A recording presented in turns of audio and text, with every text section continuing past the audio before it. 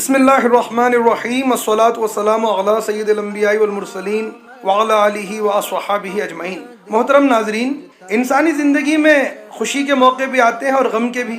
دوسرے لوگ خوشی میں پھول جاتے ہیں اور غم میں خدا کو بھول جاتے ہیں۔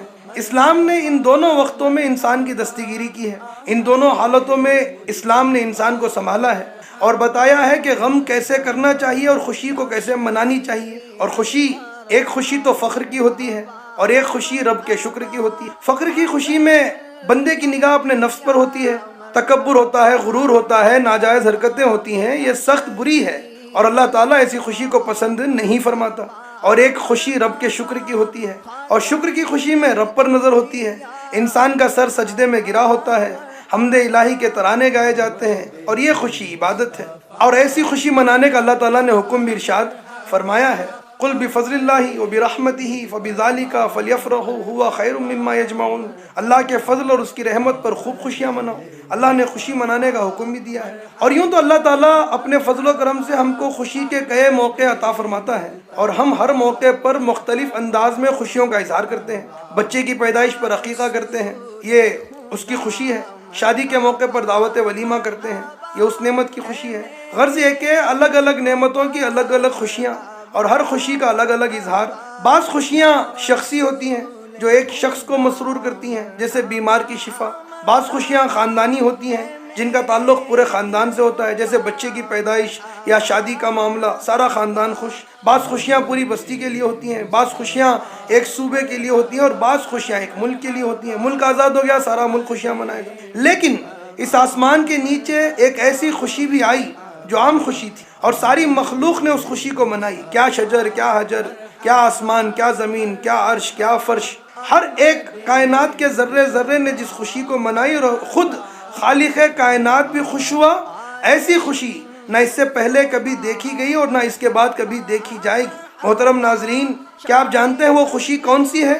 وہ خوشی سید الاولین والآخرین، امام المرسلین، شفیع المذنبین، رحمت للعالمین، حضور احمد مجتبیٰ محمد رسول اللہ صلی اللہ علیہ وآلہ وسلم کی ولادت باسعادت یعنی میلاد مصطفیٰ کی خوشی ہے۔ جیسے حضور رحمت للعالمین ہے، ویسے ہی آپ کی ولادت بھی سرور العالمین ہے، یعنی ساری عالمین کو جو مسرور کر دے، ایسی میرے آقا کی ولادت کی خوشی ہے۔ محترم ناظرین، خوشیوں کی عمریں مختلف ہوتی ہیں۔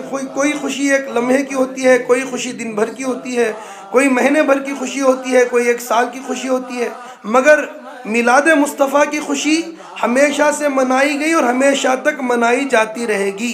حشر تک ڈالیں گے ہم پیدائش مولا کی دھوم، مثل فارس نجد کے قلعے گراتے جائیں گے، خاک ہو جائیں عدو جل کر مگر ہم تو رضا، دم میں جب تک دم ہے ذکر ان کا سناتے جائیں گے۔ ناظرین، آپ جانتے ہیں کہ سنتیں 5 قسم کی ہیں۔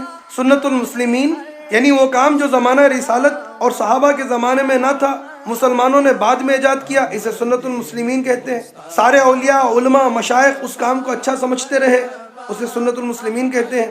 جیسے 6 کلمے، ایمان مجمل، ایمان مفصل، قرآن پاک کے 30 پارے بنانا، خطبے میں خلفائے راشدین کا نام لینا، یہ زمانہ مصطفیٰ میں یا صحابہ کے زمانے میں نہ تھا، بعد میں مسلمانوں نے شروع کیا، اس لیے اسے سنت المسلمین کہتے ہیں۔ دوسری سنت صحابہ جو صحابہ کرام علیہ رضوان کے زمانے میں ہوئی، جیسے قرآن کریم کا کتابی شکل میں جمع ہو جانا، 20 تراویح ہمیشہ باجماعت ادا کرنا، اس میں ختم قرآن کرنا وغیرہ۔ تیسری سنت رسول اللہ جیسے ساری سنتیں۔ چوتھی سنت انبیاء جیسے داڑھی رکھنا، مونچھ کٹوانا۔ 5ویں سنت الہیہ جیسے رحم و کرم کرنا، عدل و انصاف کرنا۔ اور یہ 5 سنتیں جس ایک کام میں جمع ہوتی ہیں وہ میلاد مصطفیٰ ہے۔ یا تو درود پاک میں یہ 5 سنتیں شامل ہیں یا پھر میلاد مصطفیٰ میں یہ 5 سنتیں شامل ہیں۔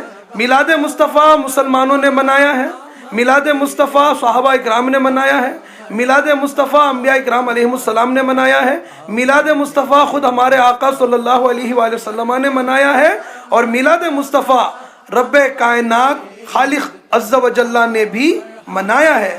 جب تلک یہ چاند تارے جھل ملاتے جائیں گے، تب تلک جشن ولادت ہم مناتے جائیں گے، خلد میں ہوگا ہمارا داخلہ اس شان سے، یا رسول اللہ کا نعرہ لگاتے جائیں گے۔